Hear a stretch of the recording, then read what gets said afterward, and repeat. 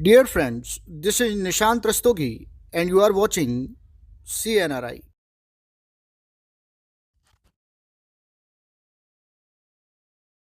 आइए अब इस क्वेश्चन को सॉल्व करते हैं। क्वेश्चन करें कि यदि 1000 ग्राम विलायक में 18 ग्राम ग्लूकोज विलेय है तो विलयन कहा जाता है। If 18 gram glucose is dissolve in 1000 gram of solvent the solution is said to be 1 molar, 0.1 molar, 0.5 molar and minus 0.1 molar। तो पहली बात तो मोलरिटी या मोलरता जो होती है माइनस में होती नहीं है, इस वजह से ये आंसर तो गलत हो गया। चलो भाई ठीक है, अब इन तीन में से कोई एक आंसर आएगा, ठीक है ना। चलो भाई सबसे पहले तो मोलरता का सूत्र लिखो भाई। मोलरता यानी कि m बराबर क्या होता है, तो ये होता है विलेय का भार। विलेय का भार यानी कि WB बटे क्या हो जाएगा, विलेय का अणुभार। विलेय का अणुभार यानी कि MB और गुणे विलयन का लीटर में आयतन।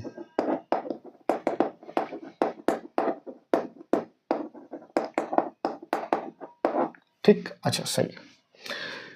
अब देखिए यहां पर दो चीजें कंफ्यूजन वाली हैं जो इन्होंने यहां पर दी है। पहली बात क्या, पहली बात तो इन्होंने 1000 ग्राम विलायक दिया हुआ है। यहां पर इन्होंने जो विलायक दिया हुआ है वो कितना दिया हुआ है, 1000 ग्राम दिया हुआ है और विलायक के बारे में कोई इंफॉर्मेशन नहीं दी है। तो जब भी कोई इंफॉर्मेशन नहीं दी जाती है तो हम इसको जल मान के सॉल्व करते हैं, यानी कि वाटर मान के सॉल्व करते हैं। बात समझ में आई कि नहीं, ठीक है। दूसरा आपको वाटर का जो है यहाँ पर क्या चाहिए, वॉल्यूम चाहिए, सॉल्यूशन का वॉल्यूम चाहिए आपको, बट इन्होंने तो यहाँ वेट दे दिया है।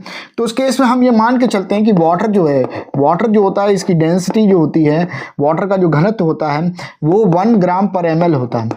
1 ग्राम पर ml होता है। इसका मतलब क्या हुआ कि 1 ग्राम जो होगा ये इक्वल टू 1 ml के हो जाएगा। तो हमें कितना दिया हुआ है, 1000 ग्राम दिया है, यानी कि 1000 ग्राम जो होगा वो कितना हो जाएगा, 1000 ml के बराबर हो जाएगा, यानी कि 1000 ml 1 लीटर के बराबर हो गया। बात को समझ में आई कि नहीं। ये चीजें कुछ अंडरस्टूड होती हैं क्योंकि आपको यहाँ पर उस ऑप्शन से ही हिट करना है, ठीक है ना। तो यहाँ पर कुछ डेटा नहीं दिया हुआ है तो आपको ये सोच के खुद से चलना पड़ेगा। तो कुल मिला के आपको विलयन का लीटर में आयतन पता चल चुका है कि 1 लीटर होता है और उसमें आप 18 ग्राम ग्लूकोज को डिजॉल्व कर रहे हो। अब आपको विलय का भार यानी कि मॉलिक्यूलर वेट ऑफ सॉल्यूट लेना है। तो देखो ग्लूकोज का फॉर्मूला क्या है, तो C6H12O6 है। कार्बन कितने हैं, 6 हैं। हाइड्रोजन कितने हैं, 12 है। और ऑक्सीजन कितने हैं, 6 हैं।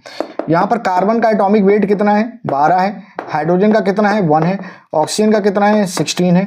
टोटल ये वैल्यू आती है 180 ग्राम पर मोल, यानी कि 180 ग्राम जो है वो ये वैल्यू आ जाती है, ग्राम पर मोल आती है, यानी 180 इसका मॉलिक्यूलर मास है। तो चलो भाई भर दो। सॉल्यूट का वेट कितना दिया है, 18 ग्राम बाई सॉल्यूट का मॉलिक्यूलर वेट कितना है, 180। लीटर में वॉल्यूम कितना है, 1 है। वैल्यू आ जाएगी 0.1 मोलर, ठीक है ना। तो आंसर जो इसका आएगा वो बी आंसर करेक्ट हो जाएगा और ये आंसर आएगा 0.1 मोलर।